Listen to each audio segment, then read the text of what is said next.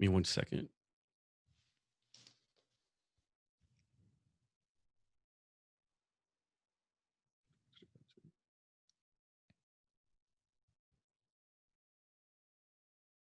And you're in Denver right now, right? Boulder, Colorado. Boulder, Colorado. Okay. Hello, and welcome to Jason Cavness Experience. I'm your host, Jason Cavness. The Jason Cavness Experience is brought to you by Cavness HR. At Cavness HR, we deliver HR to companies with 49 or fewer people. Our guest today is Kenyon Salo. Kenyon, are you ready to be great today? I'm ready to be great. I'm always great. Let's do this. Kenyon Salo is one of the top keynote speakers and trainers in the fields of inspiration, leadership, and adventure.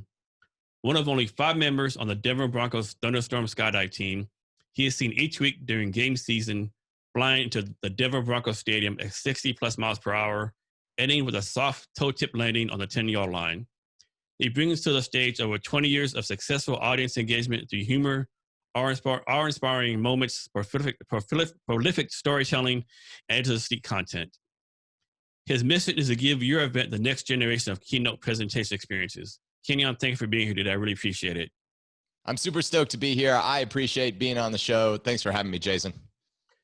Kenyon, talk about what is this thing? It's on your LinkedIn profile. It says checklist destroyer and founder of the bucket list gift. What is that exactly? The bucket list life is really all about 3 things. It's about creating more experiences, sharing more stories, and living more fulfilled. And ultimately, my goal is to help people check things off in their life.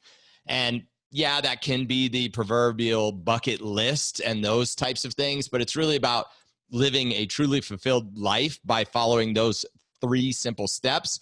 And so the whole bucket list life model is about create more, share more, and living more. Kenyon, so the NFL season is coming up. No one knows what's going on. You know, talking about fans, no fans. Regardless of that, are you still able to like skydive to the stadium every home game, or have they said anything yet? Well, ultimately, it's going to be up to the NFL. It'll be up to the stadium and the Broncos themselves. We're just in a holding pattern, no pun intended, really. And we're just seeing what's going to happen. Obviously, if there's no fans in the stadium itself, then that's a whole different setup and scenario. But if they're going to allow some, like I know some stadiums are doing 10, 20,000 people. So that's a possibility. But again, I'm waiting here. I'm letting them make the decisions. And then, when they tell me to, it's go time, let's jump on this plane, then that's when I do that. Next, can you tell about your 9th grade English teacher and how she impacted your life?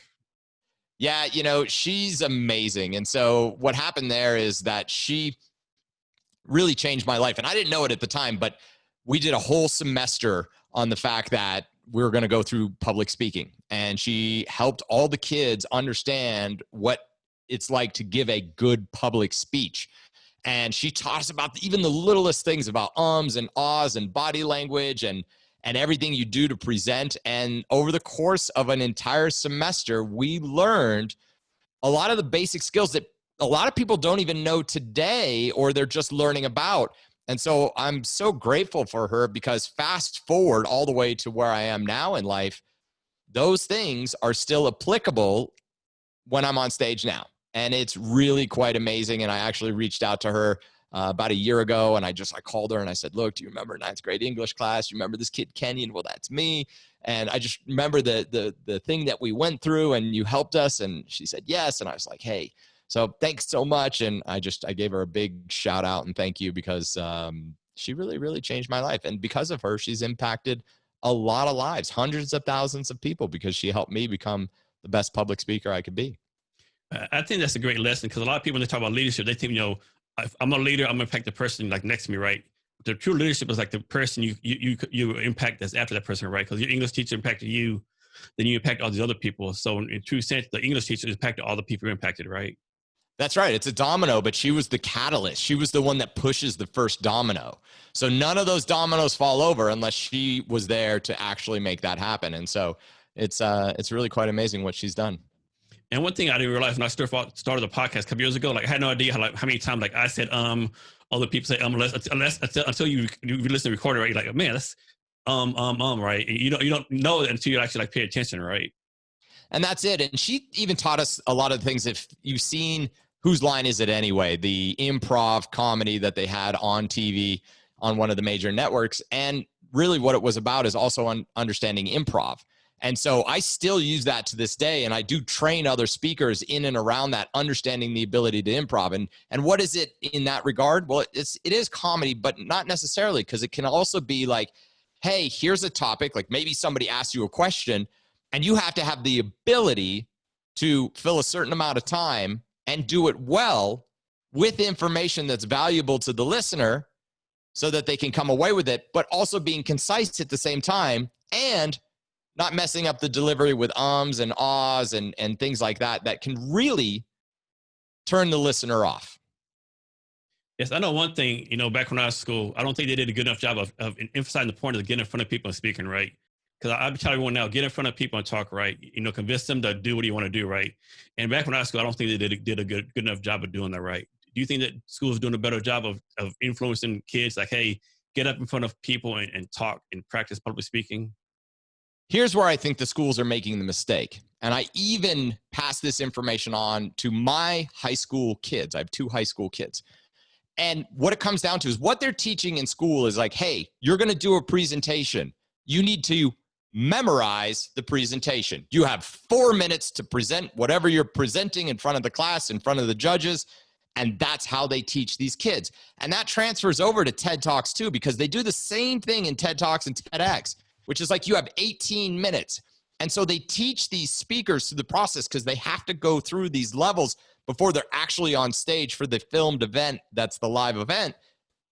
And what's happening is everybody's having to memorize their 18 minutes because they don't want to mess up. They want to make sure that they get out the information that they want to share. Now, the best TED Talks that have ever happened and have the most number of views is when the expert came in, they were given 18 minutes, and they shared their passion without a memorization. They knew what they wanted to cover, but they just naturally did the 18 minutes because it comes from the heart, not coming from the brain, and it's memorized for the delivery. And I don't want to hear a robotic delivery. I want to hear the passion, and I want to hear the natural delivery of the content and the expertise that they have. Yeah, one thing I think when you memorize a speech, whatever the case would be, like I think when you're talking, sometimes you have like a silence, right? And even though silence might be only like 2 or 3 seconds, your mind is like 2 or 3 minutes, right? And then you start to like kind of like like freak out. Oh my goodness, I haven't said enough for 2 minutes, and you kind of start down yourself, right? And like one problem I have, like I sure knows I talk fast, right? So sometimes when I'm giving a speech, I'm like 2 minutes ahead of my speech. I have to really focus. Whenever I give an important speech or talk in front of people, I have to focus on myself, like concentrate on slowing down. Well, but that's also a talent and a gift at the same time, because Jason, you have the ability to have what you want to say in cue and then let it deliver at the same time. So yeah, maybe you have to slow it down a little bit, but the talent is a lot of people don't have that ability. They don't have the ability. I always really mirror it to someone who's doing translations for a live event. They're listening to someone speak in one language, and then they're delivering out the message in another language for the people that are listening as they translate it. I think those people are absolutely geniuses that they have that ability. Like my brain can't even comprehend it. But what it does understand is I have a concept, I know what the end result is, and then I know how to get there by speaking in it. I just keep adding to it along the way until I get to the end result. Success, let's move along. And same thing happens with podcasts. I don't prepare for the podcast. I just go live, the questions that are asked, and then I deliver accordingly. That's great. So you're big on teaching speakers to connect with audiences.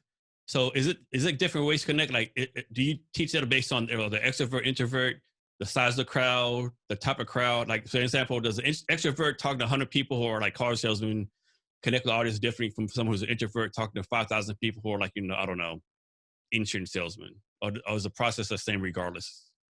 The end result is everybody's got an amazing story. Every single person that I meet has an amazing story that should be shared. Now, not everybody wants to share that. Not everybody wants to be a speaker.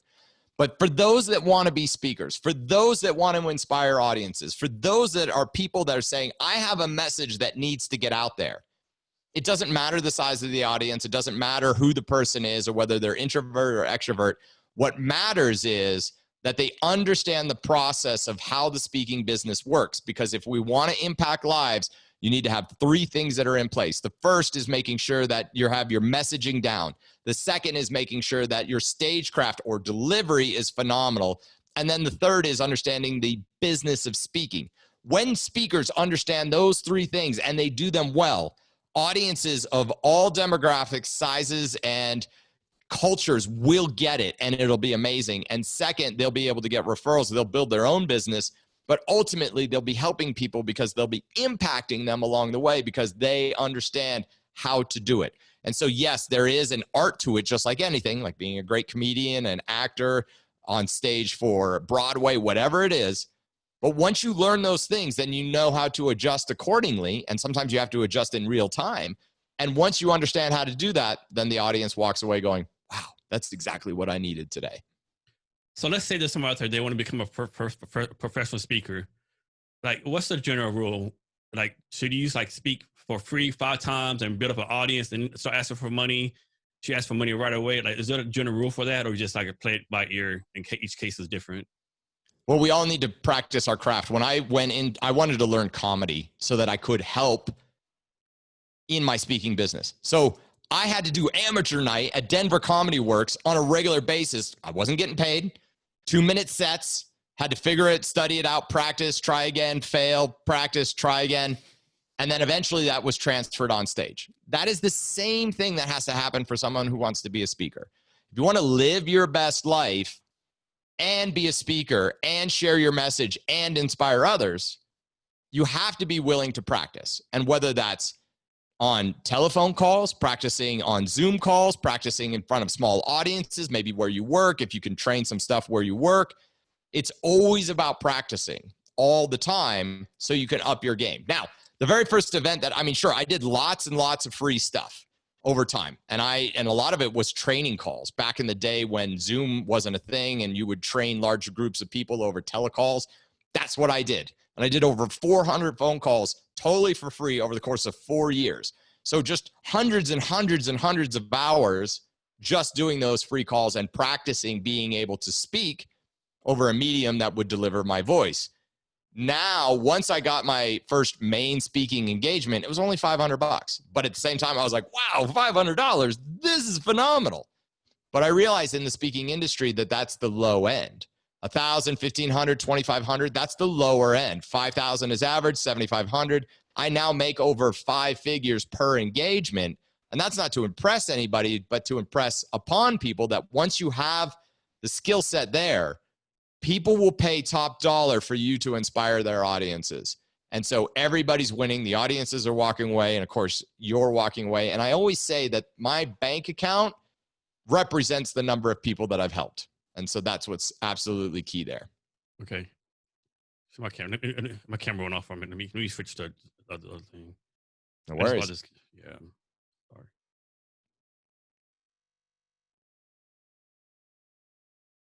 Okay. So for our speakers, do you think speakers are trying to switch from free to pay too fast before they have the craft down? Well, sure. I do see it a lot of times because I've seen a lot of speakers that have a certain price range, and then I see them and I'm like, that isn't there. But here's why, is because they may get an event, but what happens is they don't get the referrals. And the reason they struggle in the speaking business is because they haven't priced themselves accordingly. And they're saying, why am I not getting more events? Well, that's because the number one way speakers can market themselves is by doing it from the stage. You get an hour to market yourself as being amazing and delivering exactly what you say, because at every event, there's a minimum of one person that should come up to you and say, that was amazing. We'd like you to come to my event. I know somebody. And then you get the referral business. I have links where I can follow where one event turned into 10 events, and that one event turned into over $100,000 worth of revenue because I did well at the first event. And that's the key. You have to be amazing on stage, and that's your number one marketing. Doesn't matter what website you have. Yes, you have to have that, but you can't say, oh, the bureaus aren't hiring me enough, the website's not doing its work or whatever. It's you. When you're on stage, that's where the true magic comes out. And that's when people see that, man, you can definitely have a continuation of speaking career just from referrals alone. Yeah, I remember hearing someone say that when they're speaking, they're not only speaking to the current crowd, but to their future customers as well that they're going to get from that crowd. That's exactly right. So when you're giving a speech, and let's suppose there's 1,000 people there, and you notice like 700 of them have their cell phones out on social media, do you look at it as like as distraction, or you look at it as an opportunity to reach more people? Well, see, this is where the art and the stagecraft comes in. So first and foremost, the number one thing when it comes to delivering your message from stage is you obviously have to be engaging. I've watched speakers over decades, and I wonder, why is the audience doing this? Why are they not engaged? Why are they engaged? Why are they super fired up? Why are some people falling asleep? So out of 1,000, if 7 people are on their cell phone, I'd be surprised. And here's the reason why. First off, I handle it at the very, very beginning where I do this thing called agreements. So what happens is I come on stage, I do 3 enrolling questions, and then I share gratitude for the people that empowered me to get there and be on that stage. And then I do this little quick section called agreements. And it's very, very simple. What I do is I say, hey, how many of you are willing to play at 100%? And most people raise their hand, and then I make a little joke about skydiving. And then I say it again. I said, no, really, how many of you are willing to play at 100%? And you get most people raising their hand, and they yell out yes. Okay, now they've agreed that they're willing to play at 100%. I then follow that up with showing my cell phone, and I say, hey, these things right here, and iPads and computers and desktops or anything else you have, are you willing to keep those things away for the next 60 minutes? And of course, you hear some laughter, and I'm like, there's some trepidation. People are like, no, I don't want to give that up. But then I said, look, are you willing? You just told me you were willing to play at 100%. So are you lying to me? Are you lying to yourself? And they go, yes. And then that's what happens. Now they've made this agreement with themselves. They've made this agreement publicly with the group. And event planners are always like, wow, I haven't seen it like that. I've never seen my event have that many people not have their cell phones out. And that's amazing. And so it really sets them up for success, and then also sets up me for success because now I know they're engaged. So that's part of it, but that's not the only thing. The one other thing that I'll add here, which is really important, is how people are consuming content. It used to be that someone could, hey, send me that 30-minute video, I'll watch it. But nobody's doing that nowadays. But they'll sit there and watch TikTok for 2 hours on 15-second videos. So what does that ultimately mean? I need to make sure that during my hour presentation or hour and a half presentation, every 3 minutes, roughly, something new is happening. They're engaging with me. They're watching a video. They're getting up. They're moving around. They're talking to somebody else. They're back with me again. Wait, something. Oh, he's on a ladder on stage. And now here's the serious part. Now here's a joke. And then all of a sudden, they don't know what's going on. But all of a sudden, they're like, wow, did 75 minutes really just go by? That was wonderful. I needed that. So being an engaging speaker is a key to that then, I'm thinking. 100%. And especially for speakers, most of the time they're being brought in as an anchor, either opening or closing or a luncheon. So the spot for that is to be engaging. These audiences have been listening to technical stuff over these conferences for 3 days. They don't want another speaker that's going to speak from a level standpoint. They need someone that's going to break the flow. So it is one of the things that I hear feedback a lot is the amount of energy I bring to the stage, the amount of energy I bring to the audience and I infuse into the audience. And I know that's part of the success principle and formula for me getting more and more events all the time. So back to skydiving real fast. How long have you been doing skydiving? I started in 1998. I did my very first skydive. I'd come out of professional snowboarding and I realized that I wanted to do my next thing. And that was in 1998. And so 22 years now, 7,000 plus jumps, traveled all over the world for it. And also now jumping into every single one of the home games for the Denver Broncos. And only one of 5 people that do that in the entire planet, especially when we're navigating the cable cam cables and how technical it is. The most technical demo skydive in the world. And so is there different levels of skydiving? Like different certifications? So like you have like one skydive, of course you're a beginner, but 7,000, you get like different levels or different certificates or different awareness or whatever the case may be? Sure. In the basics for learning skydive, there's your where you're learning with instructors, and that's 7 jumps. And then you get your A license at 25 jumps. And then you really can go anywhere in the country with that type of license. Now that's still a very, very small number of jumps. Then you've got 200 for B, and then eventually up to 500 and things like that. And so the way that works ultimately is that you're just getting to a certain level in skydiving. But after that, it's really the world is open for you. And that world is open in such a way that it depends on what type of skydiving do you like.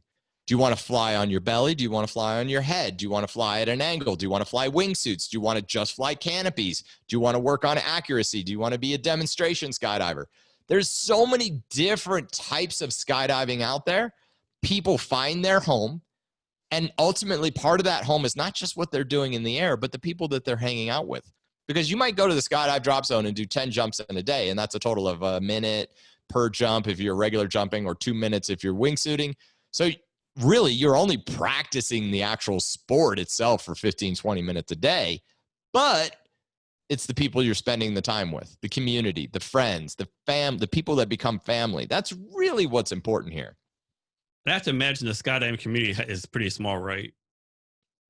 It is, in a sense, but there are still 3 million skydives that are done a year in the United States. So that gives you an idea. But yeah, I mean, it's still small. I mean, look, you take 100 people and you say, hey, who wants to go skydiving tomorrow? 20 of them will raise their hands, but 5 will be actually the only ones that go.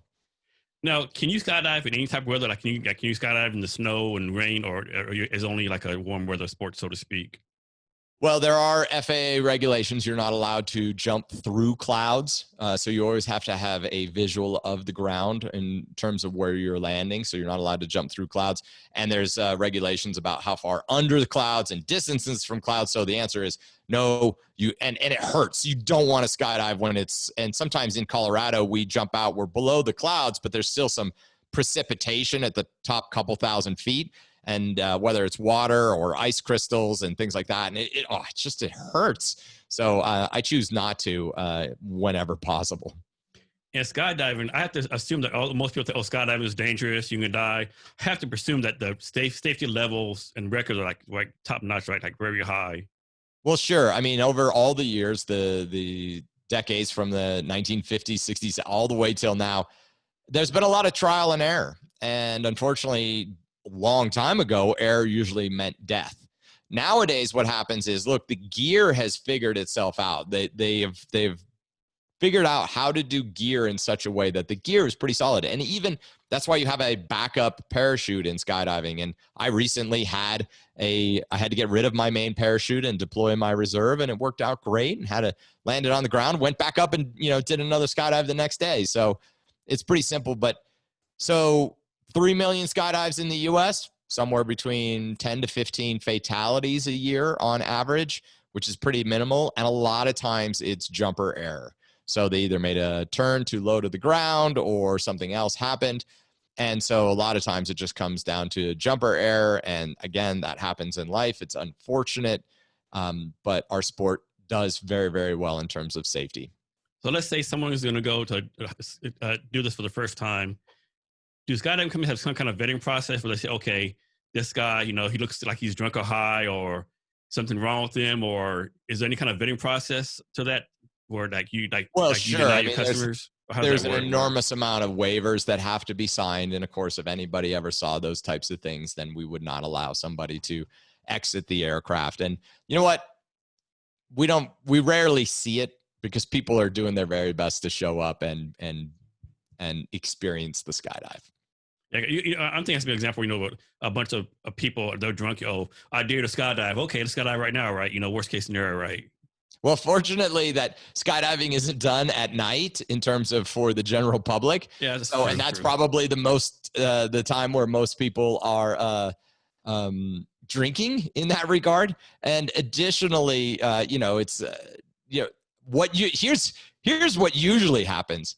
They're drinking the night before and they're like, we should totally do a skydive. And then they say, okay, tomorrow. And then that's how it gets set up. Yeah, they show up. Do they sometimes show up hungover? Yeah, they're not drunk anymore. They're hungover, But you know what? If they want to go skydiving hungover, we'll take them. But yeah, 100%, nobody that is intoxicated is getting out of an aircraft. Can you explain the difference between a regular skydive and a base jump? So skydiving is out of an aircraft or of any sort, helicopters, airplanes, and things like that. Base jumping is an acronym for buildings, antenna, span, which is like a bridge, or earth. And in skydiving, there's 2 parachutes, and that's regulated by the FAA. In base jumping, we only use 1 parachute because there's just not enough time for a second parachute. And so I have about 400 plus base jumps, and that includes all of those things: buildings, antennas, span, and earth. I've jumped all over the world. And also I've done a few wingsuit base jumps. So you can just jump in street clothes, or you can also jump in wingsuits and fly. I'm sure most people have seen the videos. And that is the true form of flight that when I was a kid, 5 years old, dreaming of flying above trees and houses, that is the closest thing that has brought me to that. Next, let's switch to traveling. So you've traveled to a lot of countries.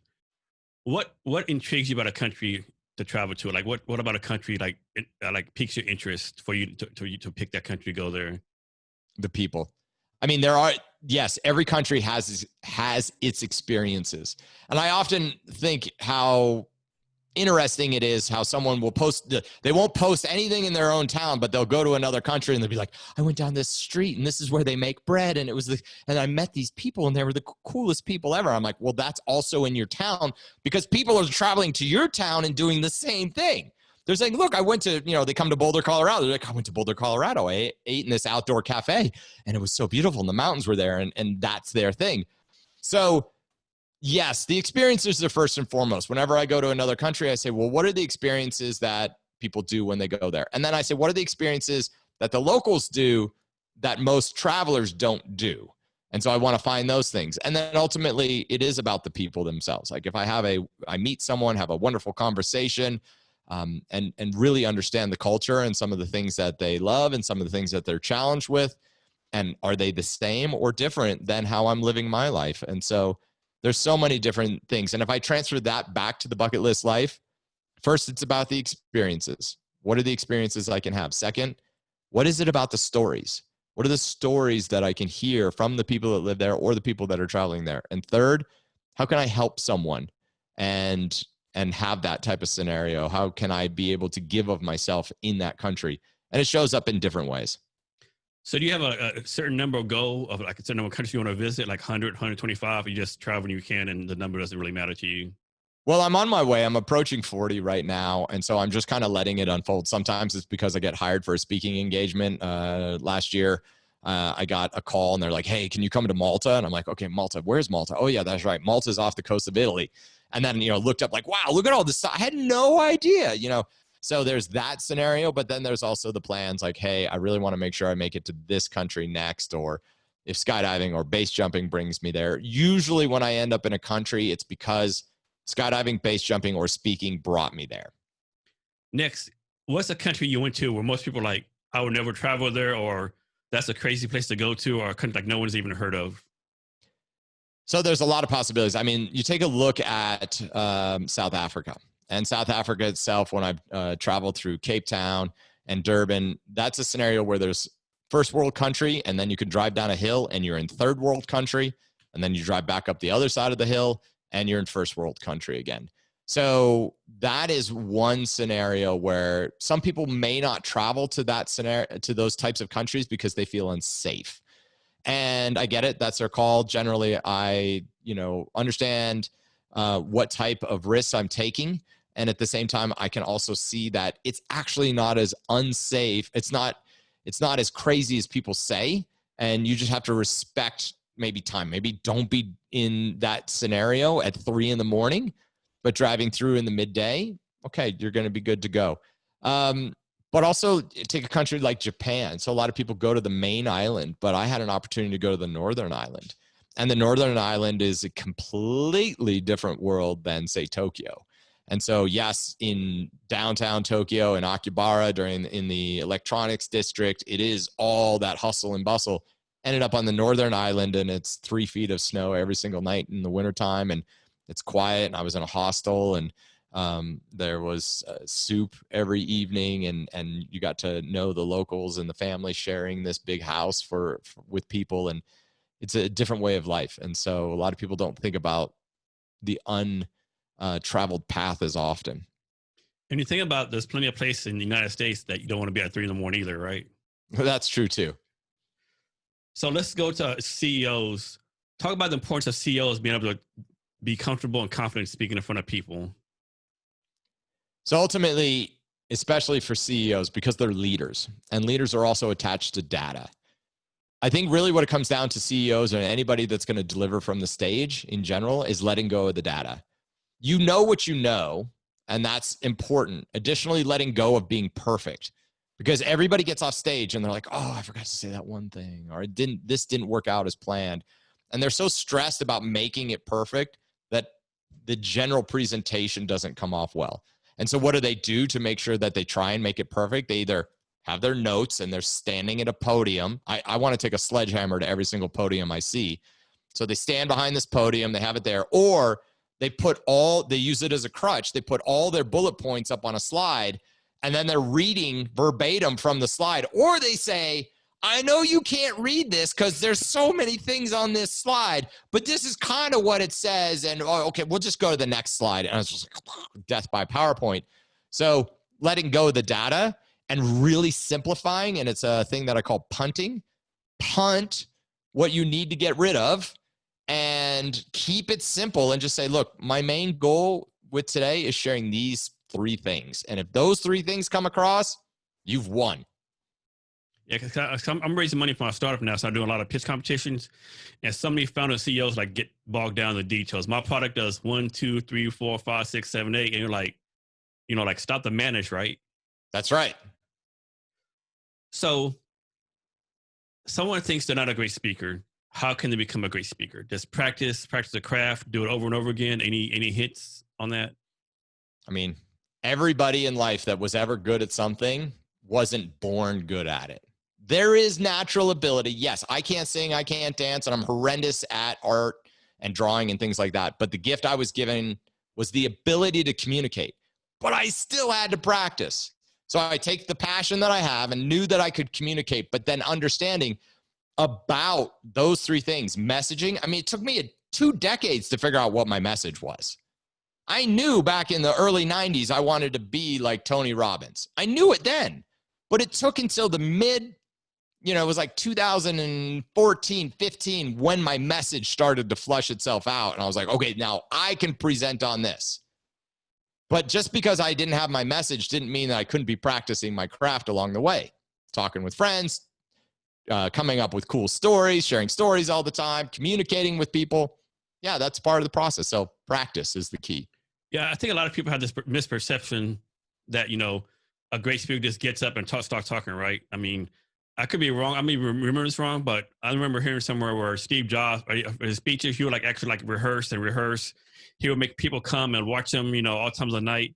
And I think it said every speech he gave, he actually practiced 2, 3, 4 days, probably more days, right? It's a lot of practice. It is practice. And then once you figure out the practice, then ultimately you should be able to deliver from the heart.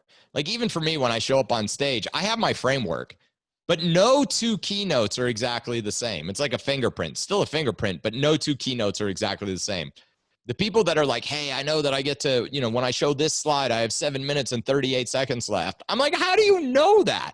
And I realize it's because they've memorized their keynote verbatim. And that is just, ultimately the audience feels that, and you might as well just record it and show them a video because there's no passion behind it.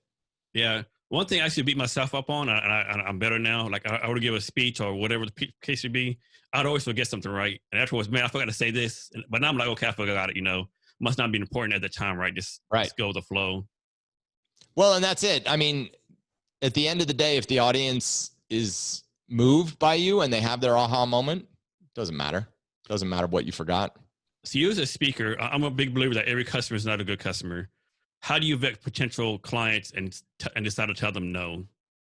Well, sure. So a lot of the bureaus that I work with, I have a couple dozen bureaus that I partner with and I'm listed with. And of course, anybody that comes through, generally there's a good fit because they know what they're looking for. They're like, we're looking for energy. We want somebody that's funny. We want someone that's new and is just really going to leave the audience wowed, but also feeling great and that they've learned a couple of things. So by the time they get to me, they kind of say, yeah, we're pretty sure this is what we're looking for. But additionally, like, here's an example. I'm really, really quite phenomenal with audiences that are at least 50% women. And why is that the case? Well, women are very open. They're ready to learn. And men are guarded at first.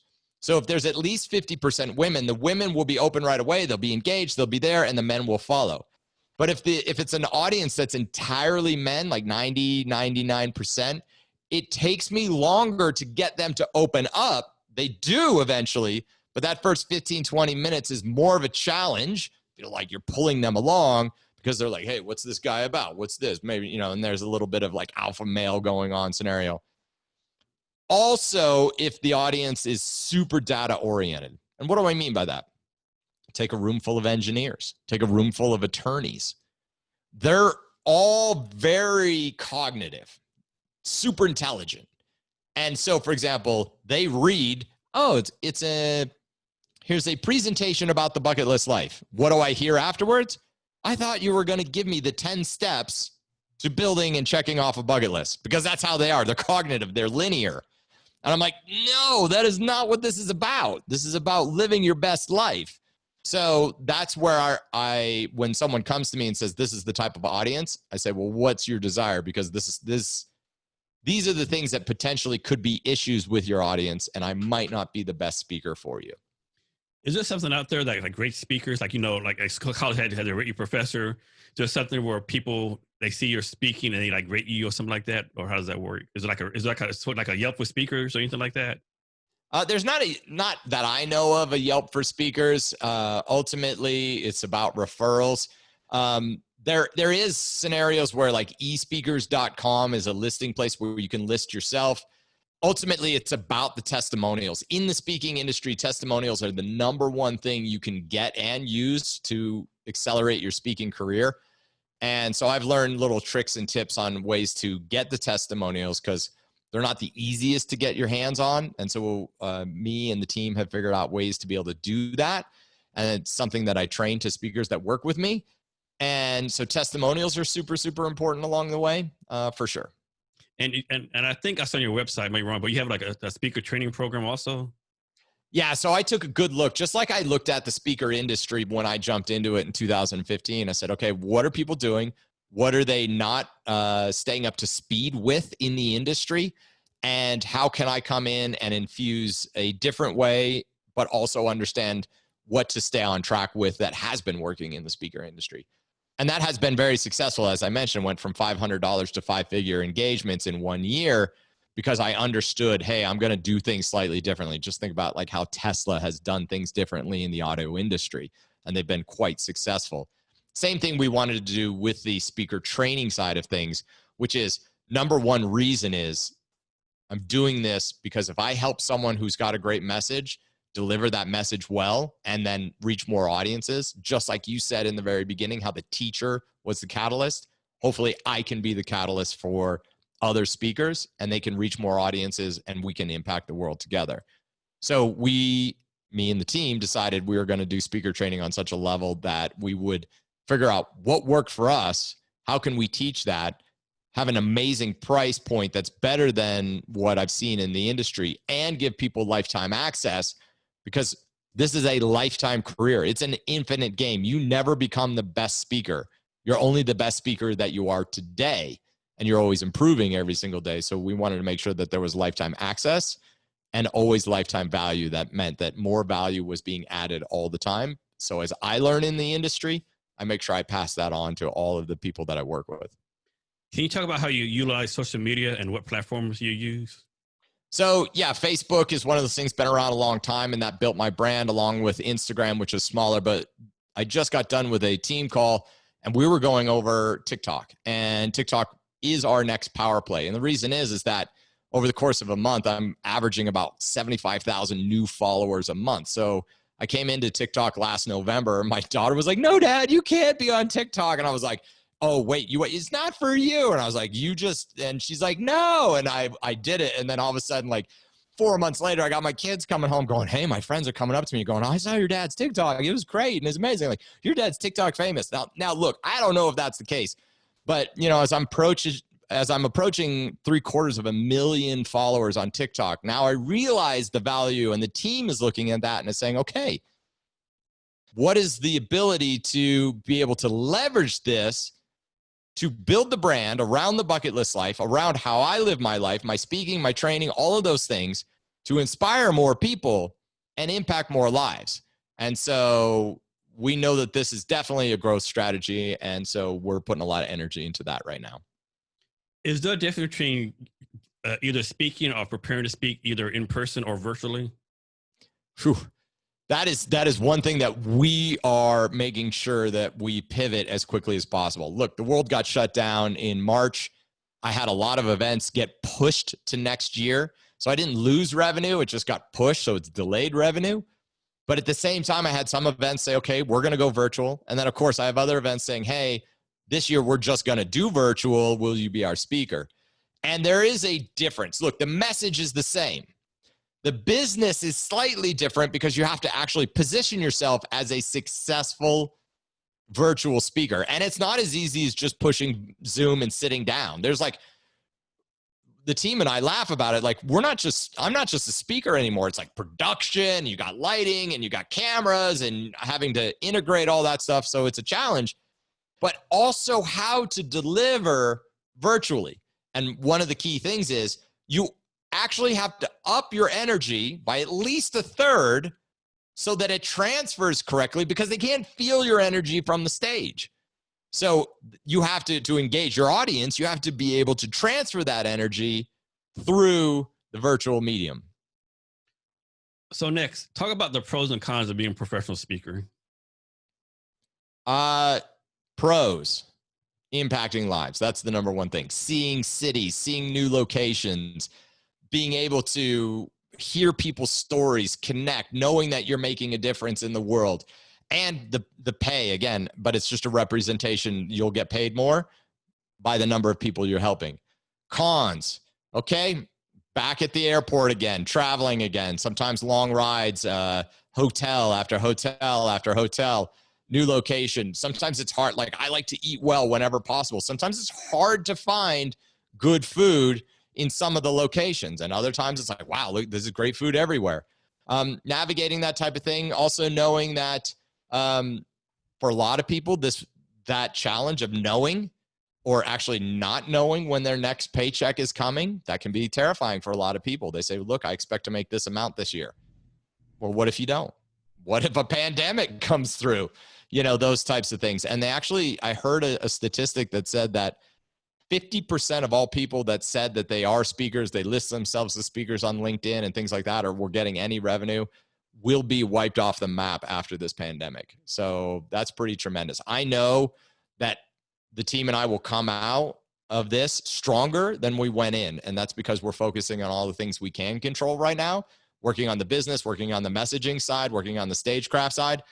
And I believe we'll be 6 to 8 months ahead of most speakers, because they just said, oh, I'm not speaking. So they did something else, or they did nothing at all. And I'm saying, hey, how can I prepare during this time to be more successful and come out on it? I call it like a preseason. Like, I'm just looking at this as an elongated preseason before the actual regular season starts, hopefully 2021. I mean, all this stuff going on is bad, but like you said, this is an opportunity also, right? It's tremendous opportunity.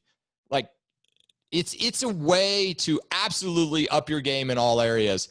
And there will be people. See, there's going to be two types of people. There will be people that come out of this and go, actually, it's three. There will be people that come out of this and go, wow, the pandemic destroyed me. I get it. I understand. Everybody's dealing with different factors along those lines. I understand that is an absolute challenge. There will be people that just stayed status quo. Like, I didn't lose my job. I'm able to work from home. I still get paid the same amount. Nothing has really changed for the most part. And so then there's those. There will also be the third group of people that will say the pandemic was the best thing that happened to me from a financial and business standpoint. They will come out of this side and they will be stronger, better, quicker, ahead of the game. They will have created something that they would never have created had they not had the time to do that during the pandemic. And I want to make this very clear that everything that I'm talking about is only from a business side of things. I understand that people are struggling when it comes to health. I understand that people have lost family members, and it's absolute tragedy that this has happened. I know that we are all affected in different ways when it comes to the actual virus itself and how it's impacting lives from a health standpoint. So there is a challenge, and I know that no matter where people are on those levels, I know that everybody's doing their very best. And that's ultimately what I look at is like, okay, I understand that they're doing their best with what they understand. I also know that sometimes you have to push a little harder to get where you want. And yes, we're, struggling on a level. And so if we struggle a bit and we grow and we come out the other side stronger in however way that shows up, that's a win. Kenyon, I understand you have something for our listeners today. Absolutely. So maybe there are people out there right now that are saying, you know what? I feel like I've got a message. I've got a story. I've got something to share. I always felt like I should be on stage. I would like to pivot in this way and learn about speaking. And so the opportunity here is to join me, the team, and our community of speakers that are up and coming. And you can go to kenyonsalo.com and you can look under training and you'll be able to see the offering there to become a speaker. Additionally, know that we are training for live stages for eventually the opening of the world, but also training people to be able to deliver virtually. So it couldn't be a better time. Understand that what you do now shows up in 6 months. So I'm telling people start now so that you're strong in 6 months from now when the world opens up, and you're strong and ahead of the game when 50% of the speakers are off the map, but instead you're here and you're ready to have great success. So join me there and I'll jump on a free live call with you, and I will do 30 minutes of speaker strategy to understand your goals and help you get there. So again, kenyonsalo.com, click training, and come join us, and let's do that free speaker strategy session. That's a great point. I think so many people, invest in themselves, and I'm going to do something today. They want results in like 2 or 3 weeks, right? But you actually have to have a patience and put the work in, and know it's going to take 6 months, a year before you get an impact when you invest in yourself. That's right. When did we connect? How long ago did I send an email to you and chat with you? It's been a while. Yeah. Yeah. It's like 3 or 4 months. So here's the scenario. I sent the email to you. You said, look, my first opening is going to be, end of July, beginning of August. I said, great, put me there. And then you'll put out the podcast and then it'll go live that way. Well, think about it. That's anywhere between 4 and 6 months for results to happen. That was worth that email that I sent on that day. Yes. Next, can you share your social media so people can reach out to you and your company? Yeah, it's at Kenyon Salo everywhere. So at Kenyon Salo, kenyonsalo.com, Kenyon Salo on Facebook, TikTok, Instagram, Twitter, Kenyon Salo, at Kenyon Salo.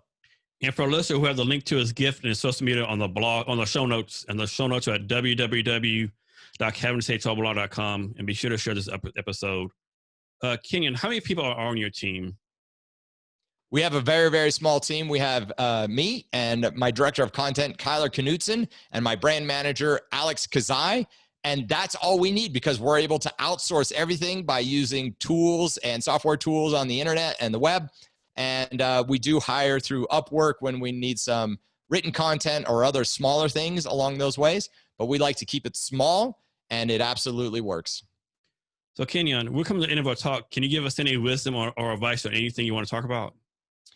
The number one thing that I want to leave with you today is to say yes. Say yes. When you're thinking about saying no and things like time, money, fear, and responsibilities come up, just say yes. Let the how figure itself out later, and it will all work out. It always does. So, simply say yes and let the how figure itself out. Kenyon, thank you for your time today. I really appreciate it. It's been a true pleasure, Jason. I appreciate the time, and I appreciate the opportunity to impact the listeners that you have. So thank you very much. And to our listeners, thank you for your time as well. Remember to be great every day.